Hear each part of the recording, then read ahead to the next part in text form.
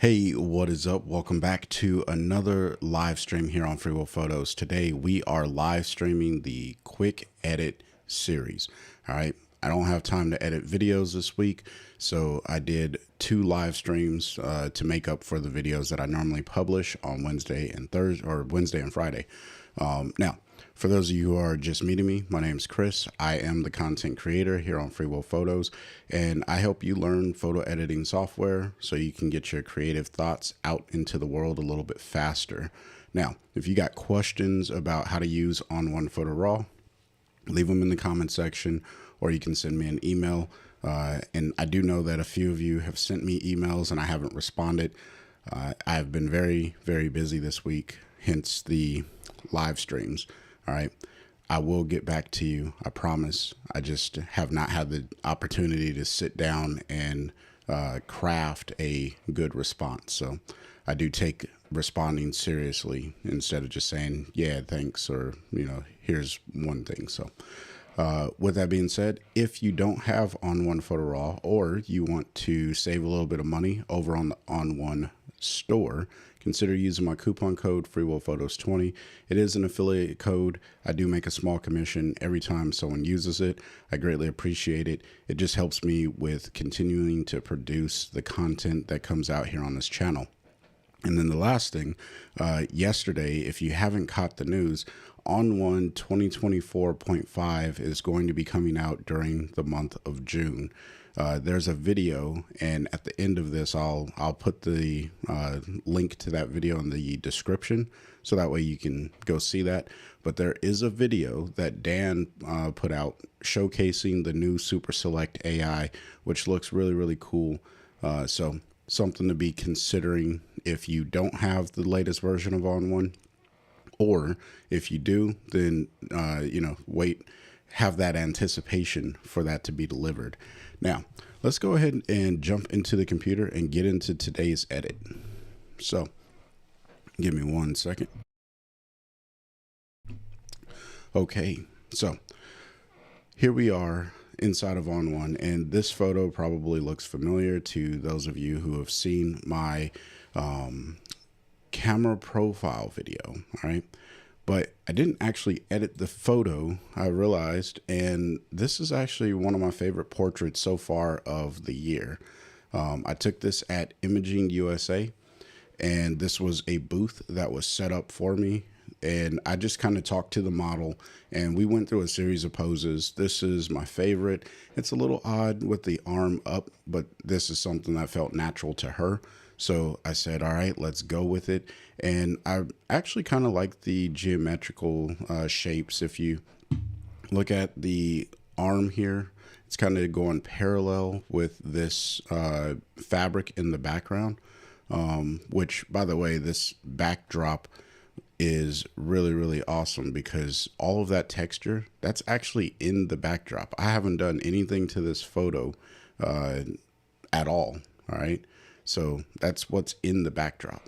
Now, one of the things that I wanted to kind of showcase today, because sometimes you are pressed for time and it's like, okay, I want to just work really fast. Now, I've talked about presets in the past, but one thing that's new in ON1 Photo RAW 2024 is what's called the AI Style Advisor. So I'm going to go ahead and click that. That's located over here in the left pane. Now, if you don't have the left pane showing, if you come all the way down to the bottom left corner, you probably have this little left pane show hide button unchecked or whatever it may be. So if you just click that, what it does is it unhides that left pane, and then it gives you all of your preset options here. Many of us are familiar with the preset options. I really need to go over using presets more often because the truth is I use them a lot in my own workflow whenever I photograph a bunch of pictures of my kids and stuff like that. But I digress. I'm going to click on AI Style Advisor. That's one of the options that are available to us. Now, when you get into the Style Advisor, you have two versions here, or two paths, you can say. The first one is my style, which is what we're going to be using today, or at least I hope we're going to be using. I'll talk about that here in a second. And then the second one is the ON1 team. Now, these are curated styles that ON1 has made. And let me just hover off of that real quick, a little distracting, that you can essentially click, and then it's going to give you a pretty decent starting point. All right. Now I'm going to hover over some of these so we can see what they look like. That one's a little too strong. This one is a little bit more natural, but there's this weird color leak. So if I wanted to go with this, I would have to get rid of that light leak in the upper right corner. This is the one that I hovered over earlier. So hopefully you can kind of see what's happening here. And these are curated specifically for what ON1, it's AI, right? So it's looking at the photo and saying, okay, these are the presets, or this is what we would recommend you do to this image. So if you are in a creative rut and you're like, I have no idea what to do with an image, this is a great place to start. All right. And you're going to get different options for different types of photos. All right. So, you know, just play around with it, see what it does. You're not going to like all of them. Like, I wouldn't do this. This is a terrible idea. But the more you work inside of ON1, and my hope by you watching these quick edits and any of the other content that I produce, that you are working inside of ON1 more frequently and making edits that you enjoy. ON1 is going to learn your editing style, what you lean towards and what you really, really enjoy. And it's going to start to create your own AI style. Now, this is awesome because there's a few programs out there on the market that they like to, or they offer this. Imagine AI is mostly used with Lightroom. I don't know if it works with other programs, but that's what that software does, and you have to pay for this. Now, this is included with the purchase of ON1, and it's built in. So the better, or the more you edit, the better this is going to become for you. And you're going to start finding styles in here that you really, really enjoy. When I originally started using ON1 2024, it was not giving me things that I really enjoy. And now it's getting better. It's getting more refined and fine-tuned the more I edit, especially pictures of people. All right. So I'm going to hover over one of these because we got to get into editing the photo here. But I can't pass up an opportunity to explain the idea behind what it is that I'm doing. All right. Now that's defocusing the entire image. That's no good because it knows that I like to use the blur tool.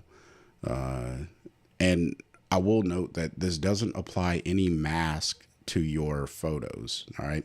So these aren't like adaptive presets, AI adaptive. Now this is a really cool look. This is like a glamour look. Let's go ahead and start with this. All right. So when I click on this, it says this will replace your current effects filter stack. You can always undo or pick this later. All that good stuff. I'm going to hit yes because I'm okay with it doing that. And let me just, my computer, it gets all weird sometimes.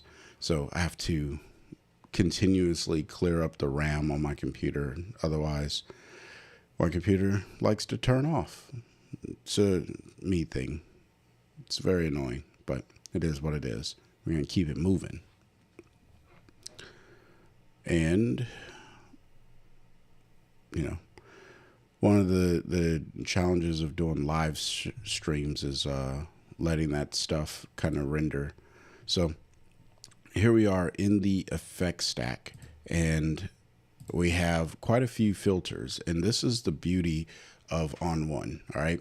Now, the cool thing is it's picking up that I use a few different filters quite regularly. I use the border filter. I think many of you know that I use the border filter, the film grain filter, the tone enhancer. I don't use that as frequently. But what we can do is turn this off, turn off all of these. Let's just click here, and we're going to go through and see what everything is doing to really build up this photo. And there's even a split tone filter that we'll see what's going on. All right, so the first filter here is the sunshine filter, and I don't hate what it's doing to the overall photo. It also looks like it turned on portrait AI. Let me take a look. And the reason I'm noticing that is, no, maybe her skin was always that smooth. Let me check. Oh, okay. So, and this is me learning as well. With the sunshine filter applied, what it ends up doing is smoothing out some of those imperfections in her skin with light. So that's actually kind of cool. But sunshine filter, turning it off, turning it on, you know, it does brighten things up. It may be a little too strong for this image. So let's just go ahead and pull that back a bit. All right. And it's also applying a glow, which I'm actually not mad at the glow. So turning it off and turning it back on, I just like that it opens up those darker, harsher shadows in the image, but it still keeps the overall contrast, which is what I always love in my images, contrast. All right. So now we'll click on the split tone, and I could see why that was turned off. I probably wouldn't use that. This is actually using, well, it says that it's using a mask, but it doesn't look like it. So we're just going to go ahead and turn that off altogether because I don't think it's actually helping with this particular look. We'll turn on the LUT, and okay, I'm not mad at the LUT. I think this is what gives it like that little glamour look.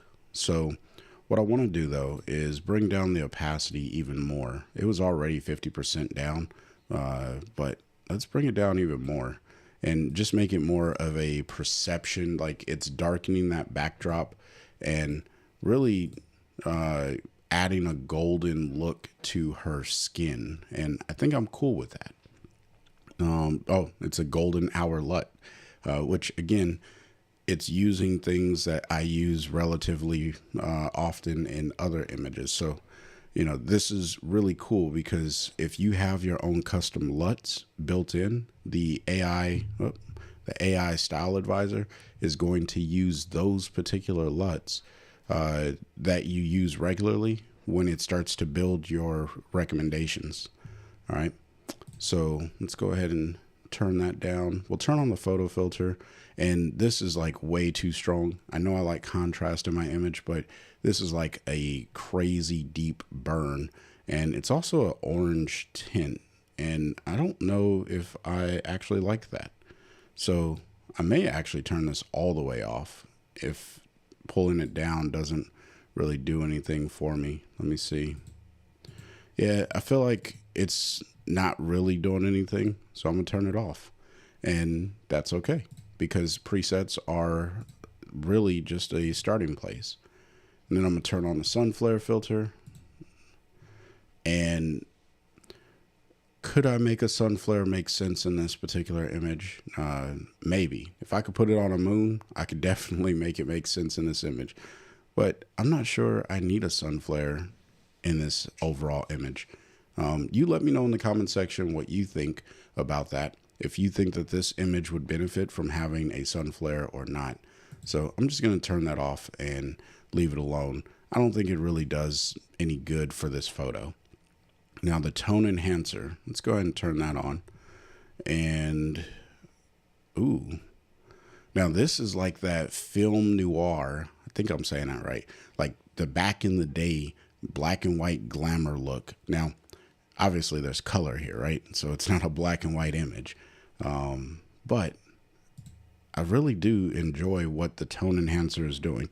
Now this looks like it's using a luminosity mask, but I'm not seeing it. So I'm not sure what's happening with my mask. Okay, so the mask is there. I just need to select it, and then it will actually show up. Now, I nested my tone properties or my properties panel, but I don't see it here. So now I'm a little, because I normally don't have it nested. So let me just unnest my properties panel because I don't know where it's at. Oh, you know what? I think I did know where it was, but so let me go back. Sorry. Troubleshooting in real time, guys. All right. So it's up here. I'm not used to it being there because I'm used to having it as the floating window over here. I've gotten used to that. I hated it at first when 2024 was released, and now I've gotten used to it. So seeing it nested over here is a little odd, but it's okay. Now I'm back. What I wanted to do was just be able to click on this so I could refine this mask, which I think is doing a really good job. It's going into the brighter areas on her skin and through her hair into the backdrop. The tone enhancer is really just helping to add in a little bit of a glow look almost. But what I'm going to do is just pull down on the opacity of it because I think it was cooking the image a little more than I probably needed to. But I do like the idea that it's only going to the brightest areas. All right. And, you know, I haven't even touched any blend modes yet for this particular image, which I don't think I will. So I'm going to go ahead and hit film grain, and I know film grain is always hard to see. So let me zoom in here. Okay. So let's come down. Let's turn it off real quick and see if we can see the difference. Yeah, I don't know how well it's coming through on the live stream or over on YouTube, but there is a noticeable difference in the background. If I zoom out and I turn this off and turn it back on, I could barely perceive it. I think it's more of a texture thing for the cohesion of the image. So I do use film grain like that sometimes just to pull things together. Not entirely sure if I'm going to leave that on or off, but for now it'll stay on because I think it does help with overall cohesion of the image. And then we'll hit the borders filter. Now, this is one of my favorite filters, mostly for finishing touches. And what I'm going to do is come down here because I think ON1 realized, hey, he likes to reduce the size of the border, but for whatever reason, it didn't reduce it as far as I normally do. I normally come down to a 7, between a 7 and a 9. Now for this image, I think a 7 works the best. A thicker border makes the most sense. And I shot this, or I framed this in camera the way that I want it to, so I don't have to worry about cropping, which is great because I get to keep the full resolution of the sensor. And I think I shot this with my 7R4. Yeah. So I get to keep the full resolution of that sensor. Now let's go ahead and make a snapshot, and we'll call this look 1 because that's always good to do. And then what I want to do, because I like where I'm going with this, right? And this is the beauty of the quick edit series. You use all these filters, you build up something, and now I can mix and match because the snapshots give me a lot of flexibility to do exactly that. So the filter that I want to add now is actually a black and white filter because I think that this image would look good in black and white. I'm just going to drop this underneath my borders filter like so. And then let's see if we can kind of clean up what's happening in the image, because right now it looks good. It looks flat though. And one of the things that I like to do, hold down the J key, not worried about the border. I'm going to pull down the blacks until I start to see that blue overlay in areas where I don't want it to actually go, which her lips and her eyes, I probably don't want it there. So I think this is about as far as I can get that black point to go. And then I like to push my white point. Now, If you want to see what's happening to the image overall, you can put on, and in fact, let me turn off this border because it's throwing off my histogram. All right. I'm okay with the border being completely white. It's supposed to be completely white. But what I don't want completely blown out in the event that I ever want to print this is all of my highlights and my whites in the image. And whenever I make a black and white photo, I always like to push my white and black points. All right. So I'm just going to push my white point until I start to see that over. Maybe I'll bring it back just a touch here. Yeah. And looking at the histogram, you can see when it starts to cross into that threshold. But I think right about here looks good. So now I can bring up my overall contrast in the image, and I hold down the J key just to see if, I start to introduce more, which the contrast is, or the beauty of working with the contrast after you have set your white and black points is if you look at the histogram up here, it's only really working in between that left and your white and black point that you've already set. So you don't have to worry about blowing out highlights or anything. Sometimes you can, but with the black and white filter, moving the contrast slider just allows me to put a little bit more contrast in there. All right. And then with the shadows, if I open up the shadows just a little bit, because, this is a portrait, we don't need like crazy contrast in there. I think that looks pretty good. And then let me see what happens if I start to pull down on the highlights. I might actually pull them up. Nah, maybe I'll leave them where they are. Yeah, maybe a -4 looks good for this. And, you could sit and over bake an image. The idea here is to be quick, make adjustments, and then keep it moving. So let me just pull down on my brightness. I think that looks good. And all should probably be well. I think the next thing that I really need to do with this image is maybe add a little bit of detail into her hair. So that's where I come up here and grab a tone enhancer filter, mostly because there's a detail slider.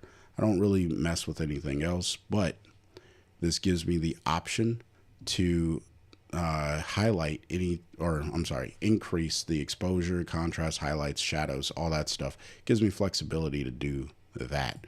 So I'm just going to crank up the detail just a little bit, grab my brush tool, and I'm going to go to paint in, and I'm just going to paint this in over her hair. Okay, let me invert the mask real quick. Let's do that.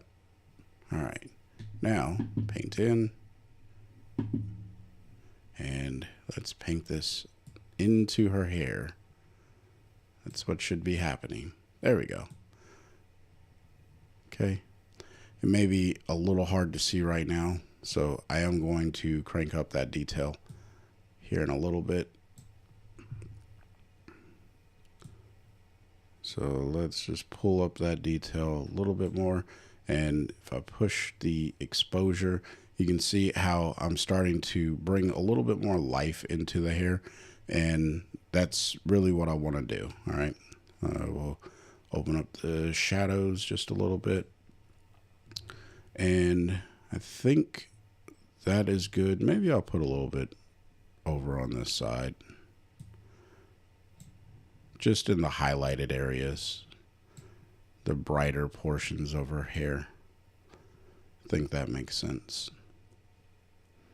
Okay, now what I am noticing is her eyes are really like dark, like Peter Hurley calls these raccoon eyes, and that's just the light socket blocking the light. You can see that the light was coming from the left to the right, just from where the brightness is here. but it wasn't filling into this part of her face. So I'm going to come over to local adjustments, and I am going to increase exposure just a little bit, and we're going to open shadows. And then I also want to apply some structure because this is me working on her eyes. I'm going to hit the letter B to get my brush tool, I think. Let me just click the mask. There we go. All right. And then I'm just going to go ahead and paint this in to her eyes. Just like so. Okay.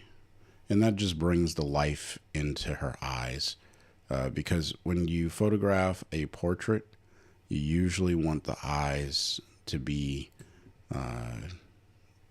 visible, right? Now, that right eye doesn't match with the overall tonality. So what I'm going to do is grab the opacity and bring it down a little bit.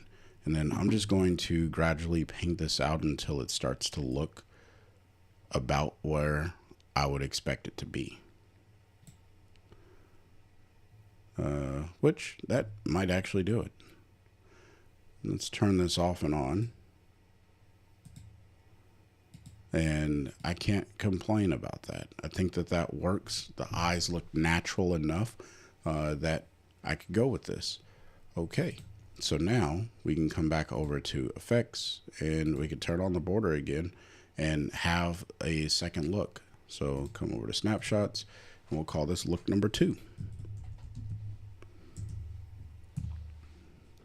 So there we have 2 looks, relatively short amount of time. I've been streaming for about 27 minutes and I've made 2 looks. All right. You could do this, and that's the reason why I make these particular videos, because I want you to be able to do the exact same thing that I'm doing. So here's look number 1. Once it loads in,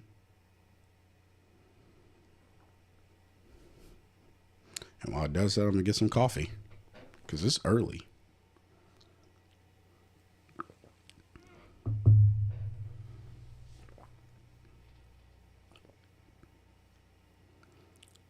But for the sake of not wasting anyone's time, we'll just say that look 1 and look 2, they're very similar. The only difference is I made it a little bit more contrasty when I went black and white, whereas the color version is a little bit more in tune with the glamour, throwback, golden look. All right. Made that up. I don't know. I like it. It's good. Hopefully you appreciate it as well. So there you have it. Quick edits today. Been streaming for about 28 minutes, so we'll cut it shorter than 30. And hopefully you found some value. If you did, smash the like button. And then if you're new here and you want to see more, consider hitting that subscribe button. I make content regularly. If I can speak, I promise I can. And I'm a basic dude, right? I am a person who's just trying to help others learn how to use photo editing software. I make mistakes and I don't take things overly serious. All right.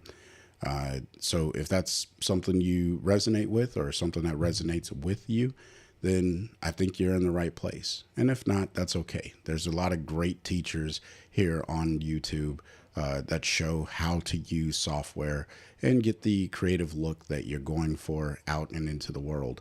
So I'd love to hear your comments, your thoughts, your ideas, and how you would go about, or hopefully that you are editing inside of ON1 and using the AI style advisor to your advantage, because I think it is truly a tool that if you have 2024, you are missing out if you're not using it. So I highly recommend you at least try it once a week. All right. Well, with that being said, I want you guys to stay inspired and keep creating. Peace.